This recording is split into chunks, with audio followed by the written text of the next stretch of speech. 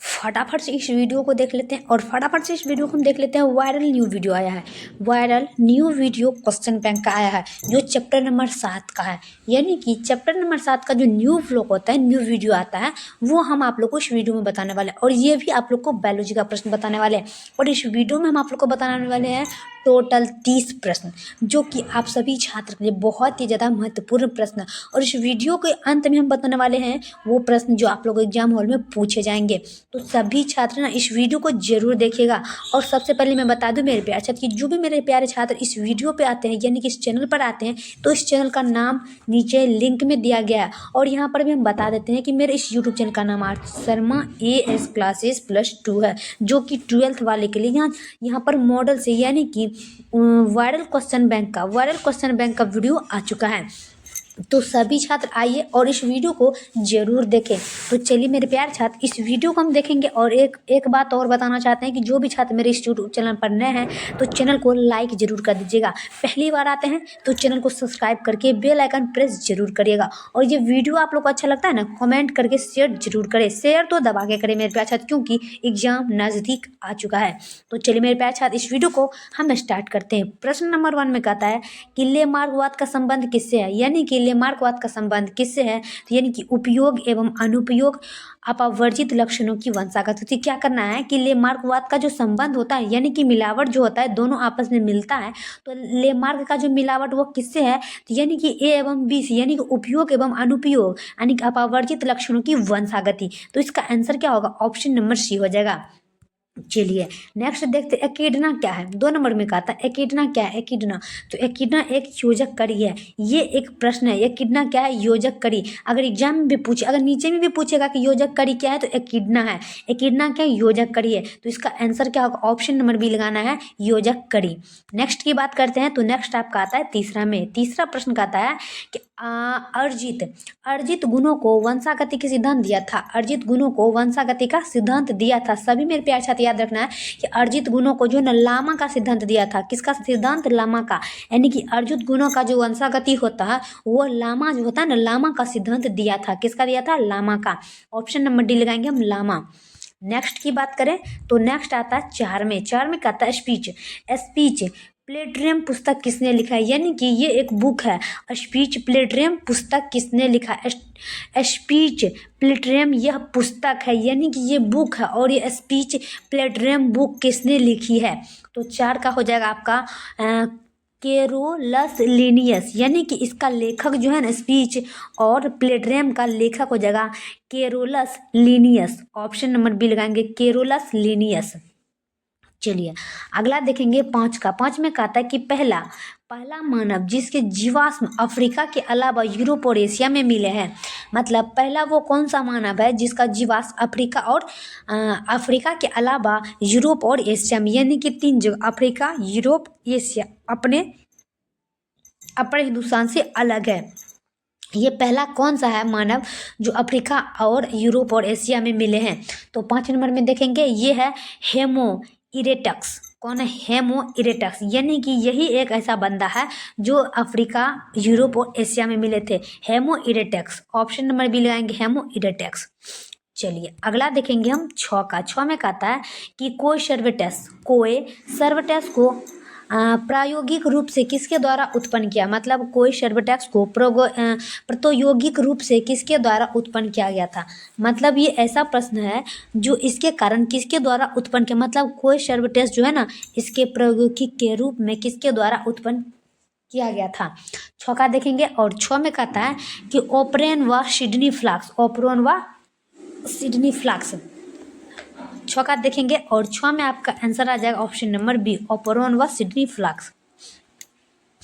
चलिए अगला देखेंगे हम 7 में कहता है छोटी समष्टि से एलील का आकस्मिक विलोपन कौन सा है। छोटी समष्टि से एलील का आकस्मिक विलोपन क्या है, याद रखेंगे। छोटी समष्टि जो है ना, अकलील का विलोपन क्या हो जाएगा, अनुवांशिक अपवाहन। क्या होगा, अनुवांशिक अपवाहन। 7 का देखेंगे, अनुवांशिक अपवाहन में लगाना है छोटी समष्टि। ऑप्शन नंबर B लगाएंगे, अनुवांशिक अपवाहन। चलिए अगला कहते हैं कि कौन अमर है। याद रखना है कौन अमर है, सभी छात्र को पता होना चाहिए कि अमर जनन कोशिका है, यानी कि हाथ में अगर थोड़ी सी भी चुट्टियाँ काटते हैं तो वहाँ की कोशिका मरती है, बट वहाँ पर दोबारा से कोशिका उत्पन्न लेती है। हमारे शरीर में बहुत सारी कोशिकाएं से बने हुए हैं, तो हमारे शरीर का जो एक कोशिका मरता है ना, जहाँ पर हम चींटियाँ काटते हैं वहाँ पर एक जगह 1000 कोशिका मरते, बट दूसरे दिन वो फिर से जीवित होते हैं। तो इसीलिए कहता है कि अमर कौन है, तो अमर कौन है, कोशिका है, जनन कोशिका जो वो अमर है। ऑप्शन नंबर ए लगाएंगे। चलिए 9 का, डायनासोर किस दौरान उपस्थित थे, यानी कि हमारे पूर्वजों कहते थे कि डायनासोर होते हैं, और डायनासोर किसके दौरान उपस्थित थे। मतलब है ये तो आप लोग को भी किसी को भी नहीं पता होगा कि डायनासोर किसके दौरान उपस्थित थे, यानी कि किसके दौरान यहाँ पर आए थे। तो 9 का देखना है, और 9 में आपका कहता है कि मीसोजाइक के दौरान डायनासोर उपस्थित थे। मीसोजाइक मतलब ये आदमी जो था ना, इसी के वजह से डायनासोर उपस्थित थे। ऑप्शन नंबर डी क्या है, मीसोजोइक। चलिए 10 में देखेंगे कि जीवन के अतिरिक्त स्थलीय उत्पत्ति किसके द्वारा बताई गई है। मतलब कह रहा है कि जीवन के अतिरिक्त स्थलीय उत्पत्ति किसके द्वारा बताई गई है। मतलब प्रश्न कह रहा है कि जीवन का जो अतिरिक्त होता है, अति मतलब क्या, बहुत ज़्यादा, मतलब बहुत पीछे, अतीत से वर्तमान, यानी कि बहुत पीछे, बहुत पहले की बात है। मतलब जीवन का जो बहुत पहले बात है वो स्थलीय मतलब अभी तक में उत्पन्न किसके द्वारा बताई गई। मतलब जीवन का जो बहुत सारे पहले की बात है वो अभी किसके द्वारा बताई गई है, पिछला बात अभी किसके द्वारा बताई गई है। 10 नंबर में पूछ रहा है, और 10 में आपका आंसर आ जाता है पेंसपर्मिया। मतलब पेंसपर्मिया के द्वारा जीवन का बहुत सारी बातें जो होता है पिछले जमाना का वो अभी उपस्थिति में बताया गया है, पेंसपर्मिया के द्वारा। Option number C. चलिए अगला देखेंगे हम 11 का, स्टेनले मिलर प्रयोग बताता है। स्टेनले मिलर जो है ना वो प्रयोग में क्या बताता है, मतलब लैब में हम जाते हैं तो प्रयोग में बताता है ये कैल्शियम, ये फास्फोर, ये जिंक, ये सिल्वर है, तो लैब में ही बताता है, ऐसे नहीं बताते। यहाँ पर वही कह रहा है कि स्टेनले मिलर प्रयोग में क्या बताता था, स्टेनले मिलर जो है ना वो प्रयोग में क्या बताता था। तो 11 का हो जाएगा आपका आंसर। 11 का आपका हो जाएगा रसायनवाद। मतलब रसायनवाद जो है ना स्टेनले मिलर के द्वारा ही बताया गया था, रसायनवाद। Option number A. चलिए 12 में एकिडना क्या है, अभी पीछे ही बताए थे क्या थे, योजक कड़ी बताए थे। एकिडना क्या है, एकिडना आपको हो जाएगा योजक कड़ी। क्या होगा, योजक कड़ी। ये तो दोबारा से बता चुके हैं, ये 2 बार बता चुके हैं। एकिडना क्या है, योजक कड़ी। Option number A. ये बार बार से पूछी जा रही है तो इसका मतलब इस बार भी ये पूछेगा। चलिए अगला देख रहे हैं हम 13 का। 13 में कहता है कि एक जाति का उद्युकाशीय इतिहास जाना जाता है। मतलब एक जाति है उसका एक से अधिक इतिहास जाना जाता है। मतलब एक जाति जो है ना उसका एक से अधिक इतिहास है। तो चलिए हम जानते हैं कि एक जाति कौन सा है जिसका एक से अधिक इतिहास है। 13 नंबर में देखेंगे, और 13 में कहा है कि जाति वृत्ति। मतलब जाति वृत्ति, फैसलोजेंसी मतलब जाति वृत्ति का एक से अधिक इतिहास होता है जो हम किसी ना किसी को बताते हैं। तो इसका आंसर होगा ऑप्शन नंबर बी। चलिए अगला देखेंगे 14 में। 14 में कहता है कि कौन जैव विकास का सबसे स्पष्ट प्रमाण देता है। मतलब कह रहा है कि जैव विकास जो होता है ना वो स्पष्ट मतलब क्या है, बराबरी। स्पष्ट मतलब बहुत ही सही तरीका से, सटीक तरीका से हम तुरंत जवाब देना। मतलब स्पष्ट तरीका से हमें उसे प्रमाण देते, मतलब उसे हम सही तरीका से बता रहे। मतलब कौन जैव विकास का सबसे सही तरीका से प्रमाण देता है, 14 का कह रहा है। तो 14 में हो जाएगा आपका जीवाश्म। क्या हो जाएगा 14 में, जीवाश्म जो है ना सबसे सटीक प्रश्न का उत्तर देता है। क्या होता है, जीवाश्म। Option number A. चलिए अगला देखेंगे हम 15 का, हार्डी विनबर्ग संतुलन में आदिशात्मक परिवर्तन है। करा कि हार्डी विनबर्ग संतुलन में आदिशात्मक परिवर्तन है। प्रश्न कहता है आपके हार्डी विनबर्ग जो संतुलन में रहता है वो आदिशात्मक परिवर्तन के साथ होता है। तो 15 में आपको हो जाएगा अनुवांशिक अपवाहन। क्या होगा, अनुवांशिक अपवाहन, यानी कि गेनेटिक डिफेक्ट अनुवांशिकी अपवाहन। Option number C. चलिए अगला देख लेंगे हम 16 में कि निम्नलिखित में कौन सा विकासवाद से युक्त है। प्रश्न कहता है कि निम्नलिखित में कौन सा विकासवाद से युक्त है। ये प्रश्न आप लोगों को कर रहा है कि कौन ऐसा चीज़ है जो विकासवाद से युक्त है, तो वो हो जाएगा विभिन्नता। विभिन्नता जो है ना विकासवाद से युक्त होता है। क्या होता है? युक्त। तो इसका आंसर का ऑप्शन नंबर बी। विभिन्नता क्या होता है? विकासवाद से युक्त होता है। ऑप्शन नंबर बी लगाना है। चलिए नेक्स्ट की बात करते हैं साथ में कि डेडो क्या है। डेडो बताएंगे। डेडो एक और प्रश्न आएगा। डेडो क्या है? विलुप्त प्राणी है। यानी कि विलुप्त मतलब क्या? वो विलुप्त मतलब क्या होता है? सभी छात्र बताना है कि विलुप्त कोई भी चीज़ है, जैसे वो, जैसे हम नज़र के सामने उसे देख रहे हैं और पलक झपकते हैं, वो मतलब उस जगह से कोई दूसरी जगह हो जाना, तो उसे हम कहते हैं विलुप्त। मतलब डेडो क्या है? तो वो विलुप्त प्राणी, वो दिखाई नहीं देता है। डेडो क्या है? विलुप्त प्राणी। Option number A. चलिए 18 का मिलर यूरो द्वारा लिए गए गैसीय मिश्रण का अनुपात क्या है? मिलर यूरे द्वारा गैस का मिश्रण अनुपात क्या होता है? मतलब मिलर यूरो का जो द्वारा होता है वो गैस का मिश्रण अनुपात। मिलर यूरे ये कोई आदमी है और इसके द्वारा गैस का मिश्रण कैसे होता है? तो कितने अनुपात में होता है गैस का मिश्रण? कितने अनुपात में होता है? 2:1, 1 अनुपात। यानी कि हमें याद रखनी चाहिए कि मिलर यूरे के द्वारा, यानी कि मिलर यूरो ये कोई वैज्ञानिक है, ठीक है। ये मिलर यूरे क्या? ये एक वैज्ञानिक है और इसके द्वारा जो है ना गैस का मिश्रण का अनुपात क्या, मतलब गैस जो हम जलाते हैं जिसमें हम खाना बनाते हैं वो गैस का मिश्रण का अनुपात क्या होता है? तो 2:1, 1:2। 2 से शुरू होता है कि 2:1, 1:2। ऑप्शन नंबर ए लगाना है। चलिए अगला देख लेंगे हम 19 का। चार्ल्स डार्विन कह रहा है कि चार्ल्स डार्विन द्वारा प्रयुक्त जहाज का नाम क्या था? मतलब चार्ल्स डार्विन ये एक वैज्ञानिक और इसके द्वारा जहाज का नाम क्या था? तो चार्ल्स डार्विन द्वारा प्रयुक्त जहाज का नाम क्या था? 19 का देखना है। और ये कह रहा है कि HM सर रीगल।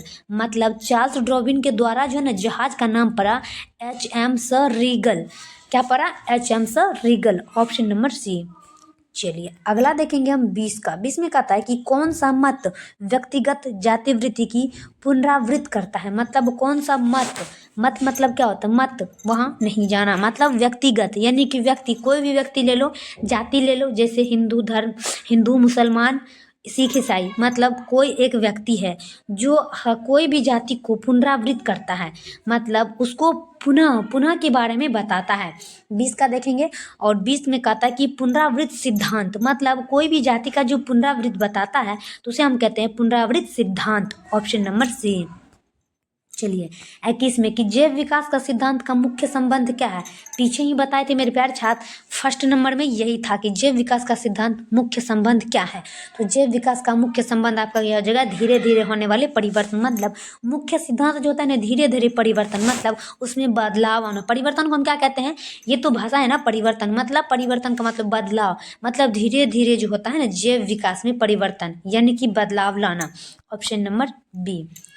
चलिए अगला देखेंगे 22 में। 22 में कहता है कि जैव विकास की कौन सी परिभाषा उचित है? मतलब परिभाषा मतलब हम जो भाषा बोलते हैं उसको शुरू से लेकर लास्ट, यानी कि अतीत, वर्तमान और आगे पीछे कोई भी बात हो उसे हम शुरू से लेकर के लास्ट तक पूरा बताते हैं, उसे हम कहते हैं परिभाषा। तो जैव विकास का कौन सा परिभाषा उचित, यानी कि सही है, उचित मतलब सही है, कौन सा परिभाषा सही है? तो वो होता है कि किसी जाति का उन्नतशील इतिहास, मतलब किसी भी जाति का जो परिभाषा हम बताते हैं उसे हम उन्नतिशील इतिहास कहते हैं। क्या कहते हैं? उन्नतशील इतिहास। Option number A. चलिए 23 का। डार्विन किसके कार्य से अत्यधिक प्रभावित हुए? डार्विन जो होता है वो डार्विन क्या है? डार्विन एक वैज्ञानिक है, तो किसके कार्य से अत्यधिक प्रभावित हुए? मतलब कह रहा है कि डार्विन एक क्या है? वैज्ञानिक है। और यह डार्विन किसके कार्य, मतलब कौन ऐसा क्या कहते हैं वैज्ञानिक है, डार्विन के अलावा कौन ऐसा वैज्ञानिक है जो उसके कार्य से अत्यधिक प्रभावित, मतलब किसके कार्य से अत्यधिक प्रभावित हुए, मतलब प्रसन्न हुए? तो इसमें देख लेंगे तो वो हो जाएगा माल्थस। मतलब डार्विन किसके कार्य से अत्यधिक प्रभावित हुए? तो माल्थस के द्वारा। मतलब माल्थस की वजह से जो है ना डार्विन बहुत ही ज़्यादा प्रभावित हुए, बहुत ही ज़्यादा क्या कहते हैं प्रसन्न हुए। Option number A. चलिए अगला देखेंगे 24 में कि जीवों का अनुकूलन क्या होता है? जीव मतलब क्या? कोई भी जीव ले लो, या आप क्या कहते हैं, जैसे वो मकड़ी ले लो, चूटा ले लो, पिपड़ी ले लो, कुछ भी ले लो, ये एक जीव है। जीव तो हम लोग भी हैं, पर हम लोग इंसान हैं, जीव अलग होता है। तो जीवों में अनुकूलता क्या होता है? तो जीवों में अनुकूलता होता है वो अपवर्जित लक्षण, मतलब उसमें कोई लक्षण नहीं होता है। हम इंसान हैं, हमें एक लक्षण है हमें अनेक लक्षण है पर जीवों में कोई भी लक्षण नहीं है, तो उसे हम क्या कहते हैं, जीवों का अनुकूलन किससे होता है, अपवर्जित लक्षण से। Option number D. चलिए अगला देखेंगे 25 में। 25 में कहता है कि आदि यदि वातावरण में निम्नलिखित में किसका अभाव, माने कि वातावरण में किसका अभाव है। वातावरण में सभी छात्र को पता, वातावरण क्या, जहाँ पे हम रहते हैं वहीं का वातावरण ले लो, तो उसमें कौन सा अभाव होता है, वातावरण में कौन सा अभाव होता है, तो वो होता है ऑक्सीजन, मतलब जिससे हम सांस लेते हैं। और वो सांस किससे लेते हैं,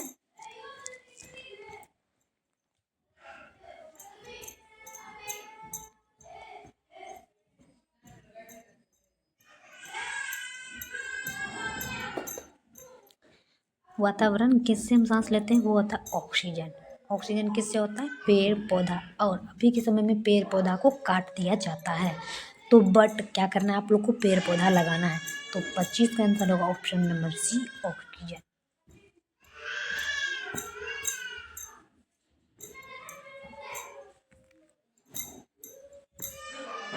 चलिए नेक्स्ट देखते हैं हम 26 का। ब्रह्मांडवाद के अनुसार पृथ्वी पर जीव अन्य ग्रहों से किस रूप में आता है, मतलब ब्रह्मवाद मतलब क्या होता है, ब्रह्मांड, ब्रह्मांड के अनुसार पृथ्वी पर जीव अन्य ग्रहों में किस रूप में लाया जाता है, मतलब ब्रह्मवाद मतलब क्या हो गया, क्या कहते हैं, चांद वो ऊपर भगवान के पास रख लो, ब्रह्मवाद हुआ। उसके अनुसार पृथ्वी पर जीव अन्य ग्रहों से किस रूप में आता है, उसके अनुसार पृथ्वी पर जीव अन्य रूप में आता है, तो किसके वजह से आता है। 26 में कह रहा है ये तो विषाणु, मतलब पृथ्वी पर जो जीव आता है अन्य ग्रहों से, वो विषाणु के कारण आता है। किसके कारण आता है, ब्रह्मांड में जो जीव रहता है वो अन्य रूप में आता है अन्य ग्रहों से। अन्य ग्रहों से मतलब 7 ग्रह होता है और उस ग्रहों से अनेक अनेक रूप आता है, तो वो आपका आ जाएगा विषाणु। विषाणु जो होता है ना वो अन्य ग्रहों से आता है, तो इसका आंसर होगा ऑप्शन नंबर सी। चलिए 27 में कहता है कि वैज्ञानिक एस एल मिलर ने कार्बनिक अणुओं के गठन के लिए, अब आप लोग कहिएगा कि मैम शुरू में तो आपका आवाज़ टच था, उसके बाद धीरे धीरे कम क्यों होगा, तो इसका भी हम रीजन बताते हैं। मेरे पास एक बच्चा सोया है और वो बच्चा जग चुका था, तो उसे हम धीरे धीरे करके पढ़ा इसलिए रहे ताकि वो बच्चा दोबारा नहीं जगे, ठीक है, इसके लिए आई एम सो सॉरी। चलिए हम 27 का बात कर लेते हैं कि वैज्ञानिक एस एल मिलर ने कार्बनिक अणुओं के गठन के लिए अपने प्रयोग में जलवाष्प, मीथेन और अमोनिया के साथ निम्नलिखित गैसों का उपयोग किया। देखिए प्रश्न क्या कर रहा है, वैज्ञानिक का नाम क्या है कि एस एल मिलर, ये एक वैज्ञानिक है और ये कार्बन अणुओं का गठन किया है और इसके प्रयोग में जलवाष्प, ये भी एक क्या है, ये भी एक क्या कहते हैं, ये भी एक क्या है, जलवाष्प मीथेन है और ये अमोनिया के साथ मिश्रण गैस किया है। प्रश्न देखिए कह रहा है कि ये वैज्ञानिक है एस एल मिलर और ये कार्बनिक अणुओं के साथ गठन किया है, मतलब मिलावट किया है, और ये जलवाष्प के साथ, जलवाष्प मीथेन भी है इसके साथ, मीथेन और अमोनिया के साथ, मतलब जलवाष्प मीथेन और अमोनिया के साथ गैस का उपयोग किया है। कौन सा गैस का उपयोग किया है मेरे प्यार प्यारे छात्र, हम 27 का देखेंगे, हाइड्रोजन गैस का। क्या करता है, हम अगर पेड़ पौधा हमें हाइड्रोजन, अगर पेड़ पौधा को हम ऑक्सीजन देते हैं तो उसे हम हाइड्रोजन यानी कि हम नाइट्रोजन यानी कि हाइड्रोजन, तो उसका आंसर क्या हो जाएगा, हाइड्रोजन।